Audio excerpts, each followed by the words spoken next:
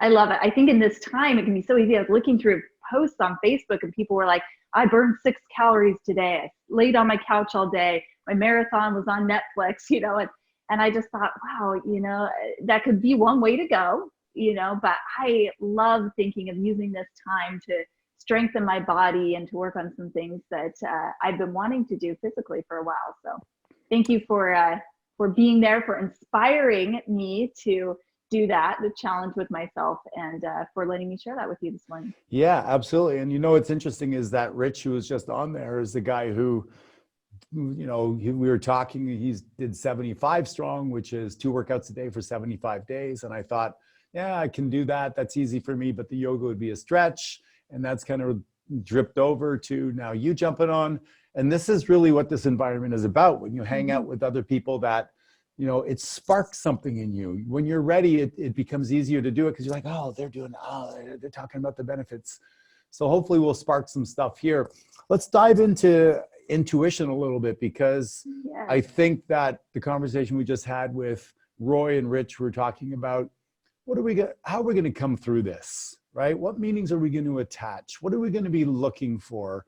Are we going to be the victim? Are we going to feel beat down? Are we going to feel we can't touch people anymore? Are we going to be, germaphobes? Or are we going to come through this blossoming and doing better? What's your perspective? Well, I feel like you said, whatever meaning we assign to it is the meaning that it's going to have for us. And speaking of intention, I think intuition is something that will absolutely guide us through these times. And I've got just a couple of stories I'd like to just briefly share with you. One is the intuition of following through as a business owner, as a business leader. Months ago, I knew that I was going to be taking some of our clients on a spiritual adventure retreat to Nepal. And it was interesting because at the time when we decided the dates of the retreats, I'd never even heard the word coronavirus before. But as we sat down as a team, as we pondered the date to do the retreat, as we thought about different things, we just really felt strongly about certain dates. And for some reasons, they didn't even make sense. But we decided to follow our intuition, to go forward with those. And it was interesting, Rock, because as we ventured to Nepal, we got there 2 days before they closed visas to get into Nepal. So we were able to stay in Nepal. We spent a beautiful week there, serving at an orphanage, spending some time with the monks up in the Himalayas, and then coming back through, since China had been closed, we had to reroute our flights through Istanbul, Turkey. Had a great time in Istanbul, Turkey. Got back a day before Trump said, hey, no more flights incoming from Europe. So it was really interesting because had our retreat just been a couple of days off, it could have been an absolute disaster. So it's really thankful for just following through that intuition. And then just a personal intuition. I got back, of course, and I have a few kids and they're still at home. And I just wanted to make sure I was prepared food-wise. I heard all the beans and rice were gone. And so I just, I wasn't too worried about it, but I knew I was going shopping the next day. And that night, as I laid down to go to bed, I just got the thought, hey, go to the Indian market, just a couple blocks away from your house. I went there, no lines, plenty of rice and beans. I got what I needed. And it was just beautiful. And that just shows the power of intuition, especially during these times. If you stay in that state of flow or that state of trust. And I have some experience and tips that I can share. I wrote the book Soul Intuition. Of course, I've spoken on intuition all over the world. So I'd love to share some of those tips on how to really fuel your intuition at this time rather than fueling your fear. Are you ready to do that? I'm so ready, Rock. I'm ready. So because I know you can do this, and because I'm doing like 5 hours straight, as you begin your tips, I'm going to run for a little potty break. So you're going to talk to everybody with me doing that, and I'll be right back, okay? Okay, do it, Rock. I consider that an ultimate sign of trust. Yes, exactly. Yes. Okay. So if you're listening to this, you may want to write some of these thoughts down. But here's the first key when it comes to intuition at this time. And you know what I'm talking about. Intuition is when you're living in that place or that space of centeredness, of faith, of love, of trust, versus of fear. You aren't being swept away by the fear of the masses, or you aren't anxious about things. So if you want to step more into that trust, into that centeredness, and into that knowing that you have everything you need within you now, you have all the answers that you need within you now. Here are some tips to be able to do that. So number one, write this down. Intention fuels intuition. Let me say that again. Intention fuels intuition. If you don't know what you want, if you don't have an intention, then your intuition can't work for you. So my example with the rice and beans, I had a very specific knowing that I wanted rice and beans. And as I laid down at night in a state of receiving, the state of centeredness, what ended up happening was I got the thought, my intuition was able to say to me, oh, go to the Indian market, get the rice and beans. So be clear on what you want first. And here's some tips on how to set intentions. And just a real quick story on intention, how it works. You're all probably familiar with the book, Alice in Wonderland by Lewis Carroll. And during a portion of the book, Alice is going throughout Wonderland. She's journeying throughout, and she comes to a fork in the road. Of course, she's never been to Wonderland before. She's trying to decide, should I go right? Should I go left? And luckily, just at that moment, the Cheshire Cat appears. And he's a long-term resident of Wonderland. So Alice asked him which road she should take, if she should go to the right or the left. And he said, well, that depends on where you want to end up. And she said, well, I don't know. And he said, then it doesn't matter which way you go. It's the same way our intuition will work.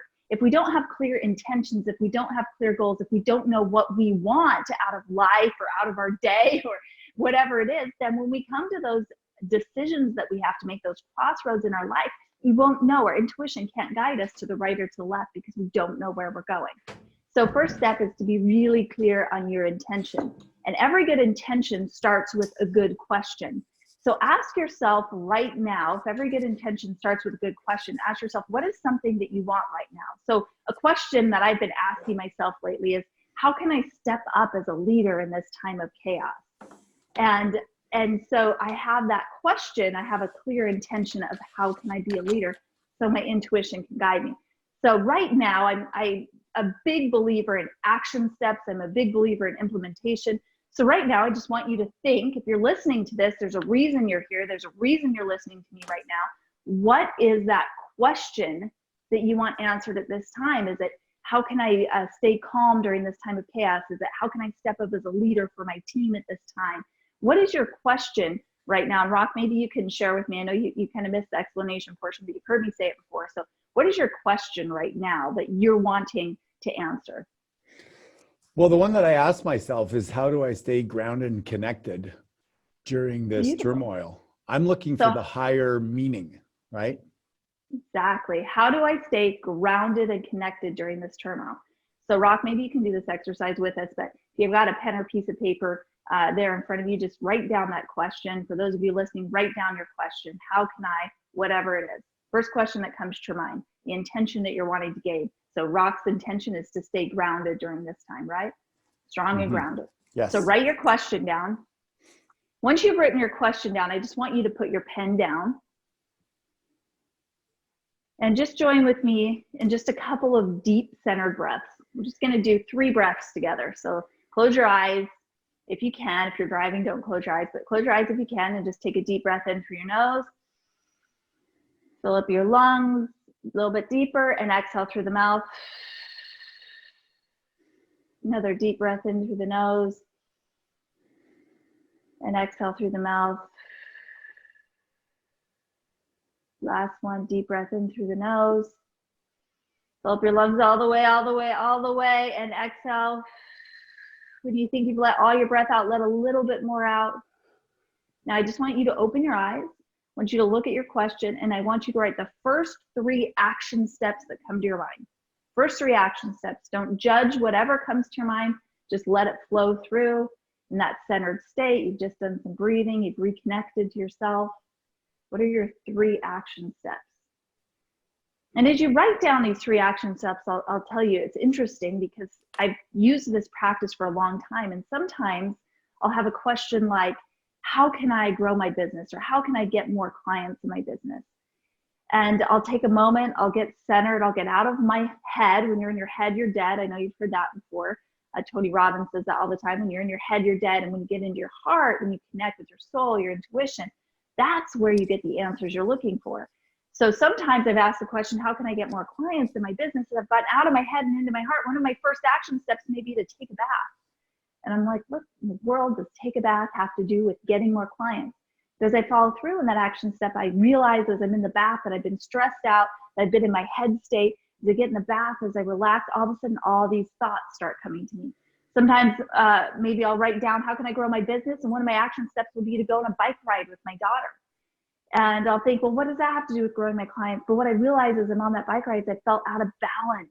And I've stepped in that space of feeling guilty as a mother. And in that state, I can't receive all the inspiration and answers on how to grow my business. And sometimes I'll get an answer like, hey, call such and such a person, or write down a list of 10 people who you know who have podcasts and reach out to them.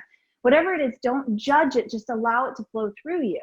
Now, the next step with that is faith without works is dead, right? You can write down the action steps, but if you don't do them, then you aren't going to reach those intentions and continue to reach those goals. So hopefully that was a helpful exercise to you and your viewers, Rock.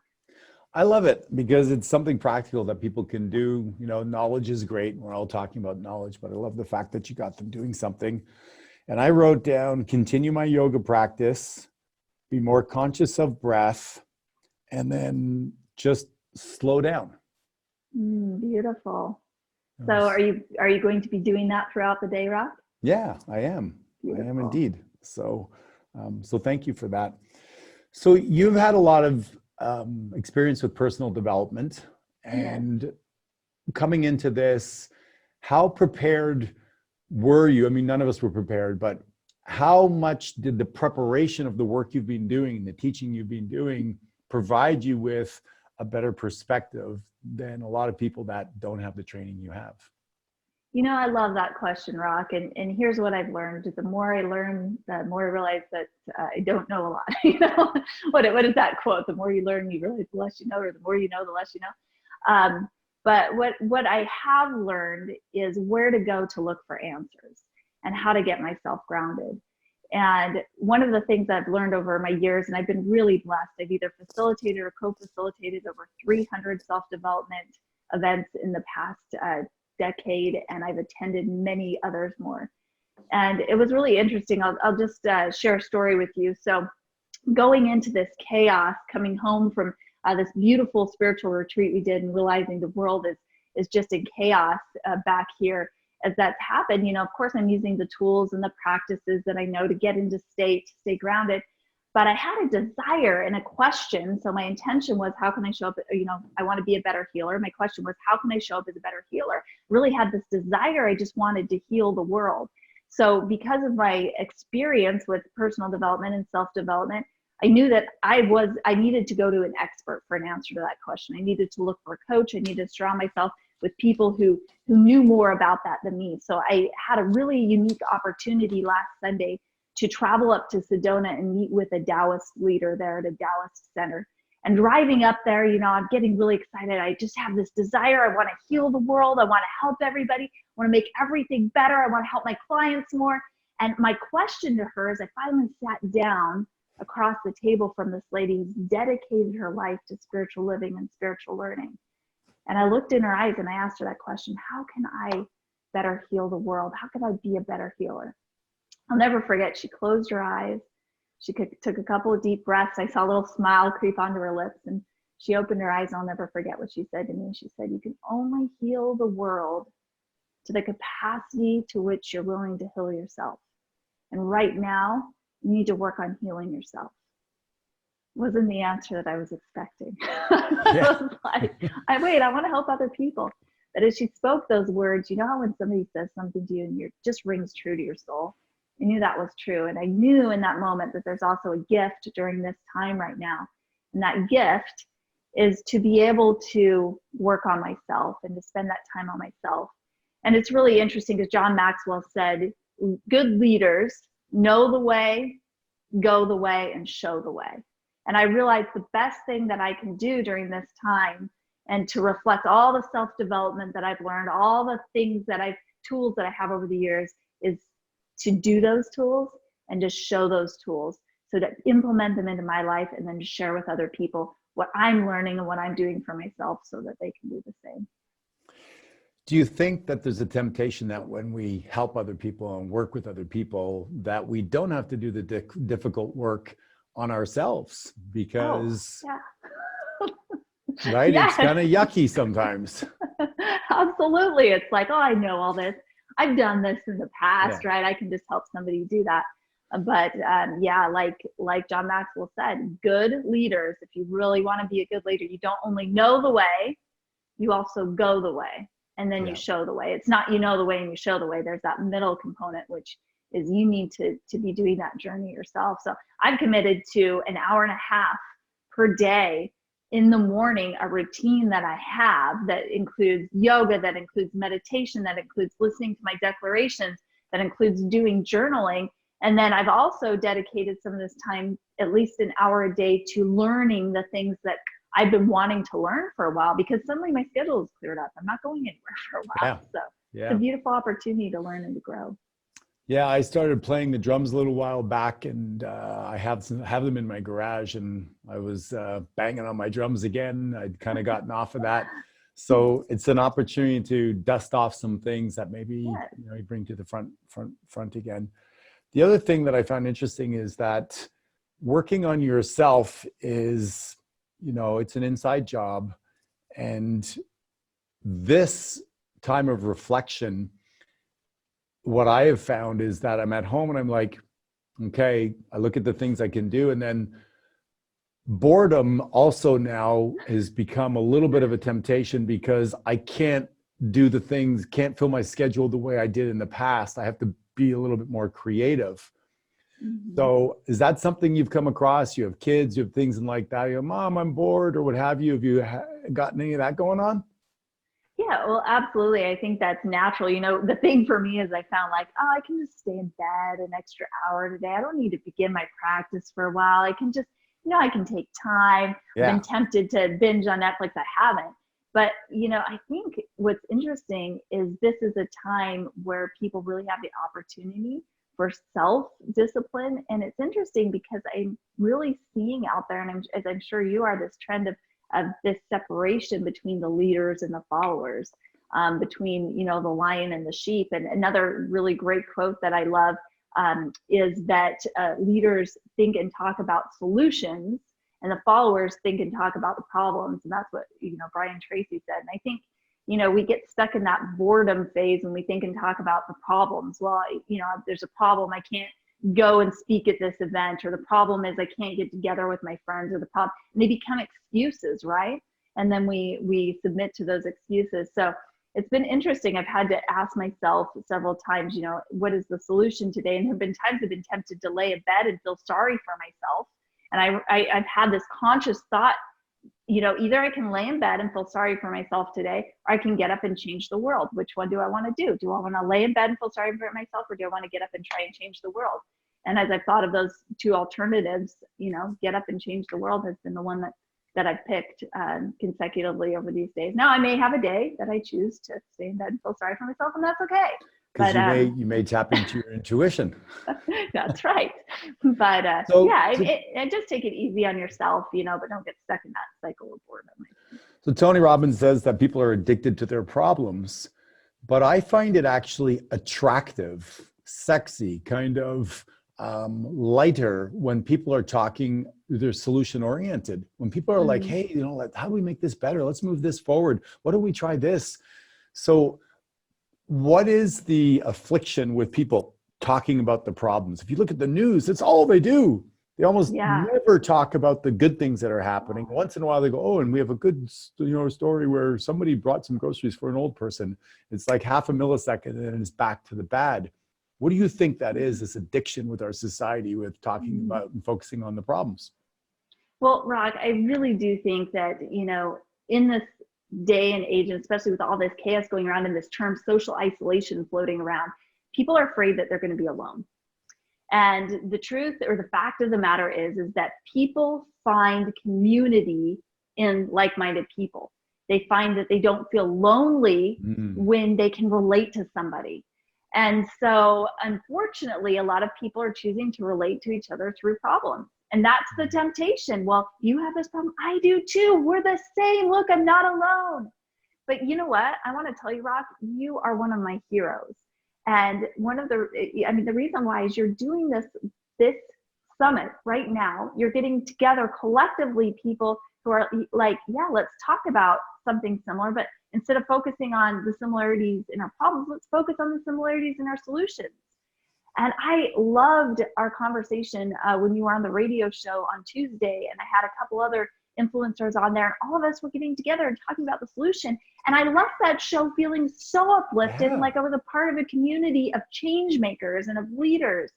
So I think, the temptation, to answer your question, with the problem is that people feel like this consolation. They feel like they aren't alone. They feel like they're part of a group. But if you find yourself getting sucked into that, which can be so easy, I've done it so many times in the past, it's like that conscious decision of, wait, this is not the group of people I want to be relating to. I want to find community. I want to find people that I can relate to that are problem solvers and leaders that are talking about the solutions. I love it. Well, one thing I think about you, Allison, is that whenever you and I have an interaction or we do something together, I always leave feeling better. I really do. You bring light, you bring something, you ask great questions, you have this little sentence, you go, well, let me brag on Rock for a minute, or let me brag on John for a minute. And you are really intentional on adding value to people's lives.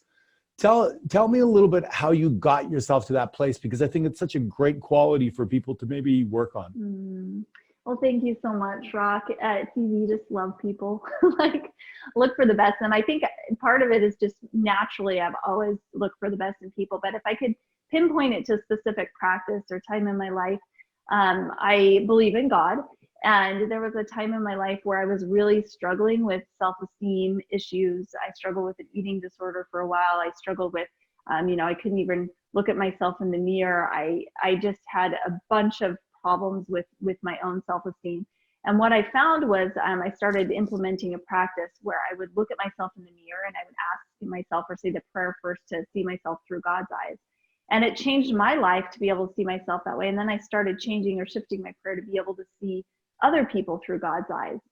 And most recently, I'm part of a challenge where every single day, my challenge is everybody that comes into my life that I have an interaction with, I treat that person like they are God.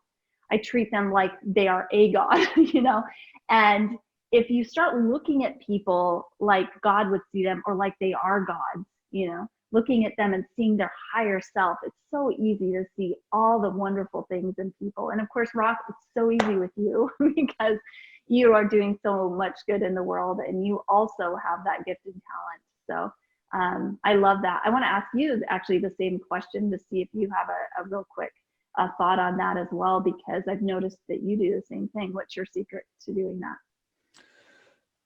I think one of the prevailing concepts I have is life is precious and it's short. And I do my best to make each moment great in whatever way.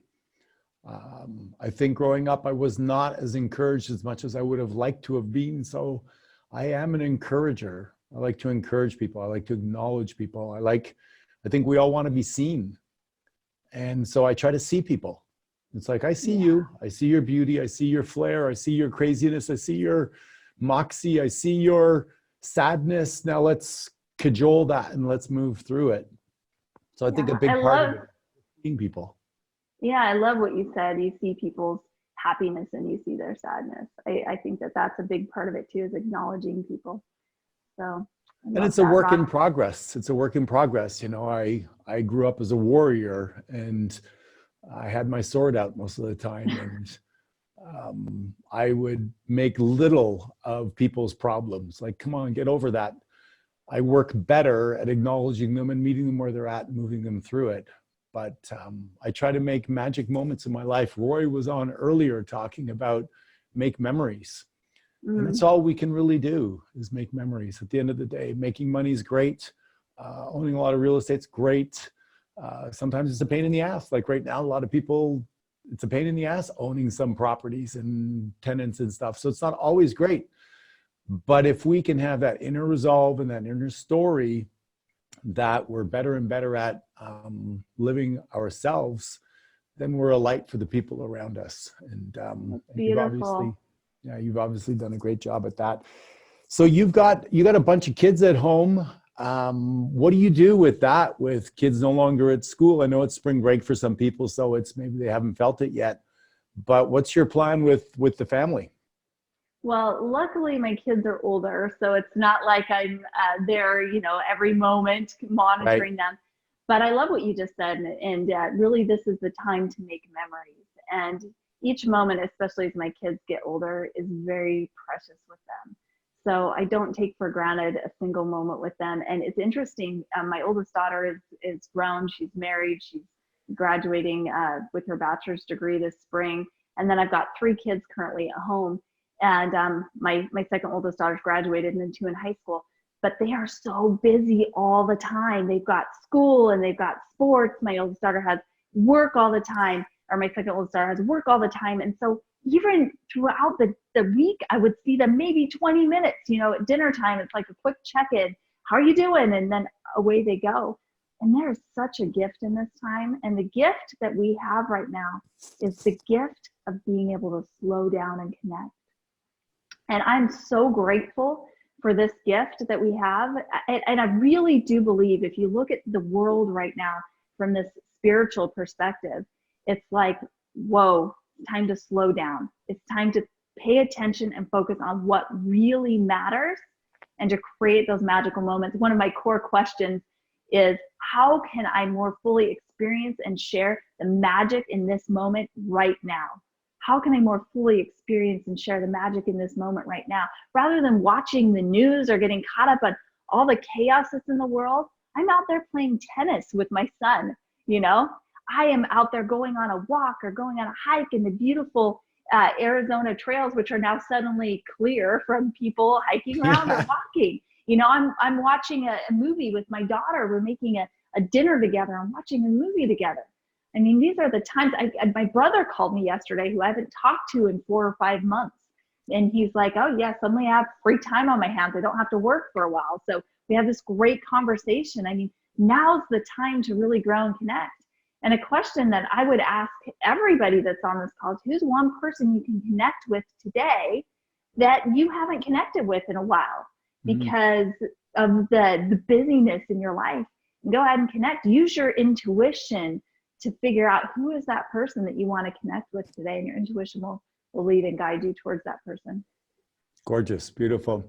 We have hundreds of people listening to us today on different channels, and lots of great comments coming in. People just really appreciating your energy and this conversation and your tips and tricks on how to stay grounded and connected and be present. And I just want to point out that, Allison and I are more recent friends. We met at an event last October. And I would say that we both were intentional about maintaining that relationship, because it's easy to let things fall off. But I'm very grateful that you did do your part in maintaining our relationship. And I'm really, really happy that you're here. We're going to round it off. So why don't you choose some parting thoughts for these beautiful people that are here in attendance today? And thank you so much, Allison. Well, you're so welcome. And thank you for having me on, Rock. I truly do love you. Rather than a parting thought, I'm going to share a funny story with you to end this, because I think we all need a little laughter in this time. I was at the gas station the other day on the way to that Indian grocery store to get my rice and beans that my intuition had told me to go to. And I'm there filling up my car with gas. My daughter's in the car. I'm the only one at the gas station, and this car drives up, kind of a shady car, kind of shady person, inside. I try not to judge, but what I'm talking about. He rolls down his window and he beckons me over towards the car. And I'm like, I'm not going over there. So he sticks his head out the window. He looks to the right. He looks to the left. And he says to me, I've got toilet paper and hand sanitizer. Do you want any? I've been offered drugs in my life. Never before. I've had someone offer me toilet paper and hand sanitizer. And now I'm good. Fine. I get back in the car. He rolls up the window, drives off. I get back in the car. My daughter said, what was that about? She couldn't hear the interaction. So I told her. She said, you should have asked him how much he wanted for it. And I said, oh, maybe he's just a nice guy. He had some extra toilet paper, some extra hand sanitizer. He wanted to share it with us. And she's like, yeah, right, Mom, I doubt it. But the reason why I share that story, besides being funny, is it really is all about perspective in this day and age. And we can either choose to see the worst in people, or we can choose to see the best in people. We can choose to bring out the worst in ourselves and get caught up and swept up in the fear and anxiety, or we can choose to live intentionally. We can choose to follow our intuition, and we can choose to show up in love and light. So That's how I strive to show up. I'm not perfect, but thank you so much for allowing me to share my love and light today on this summit. Thank you, Rob. And you did just do that. Allison Larsen, thank you so much for showing up and sharing your love and light with the group. So many beautiful comments and so many lovely little tips and tricks for people to get centered and to stay in a great place and truly create some magic moments. Thank you so much. Appreciate you. Thank you. Bye, Rob. Bye-bye.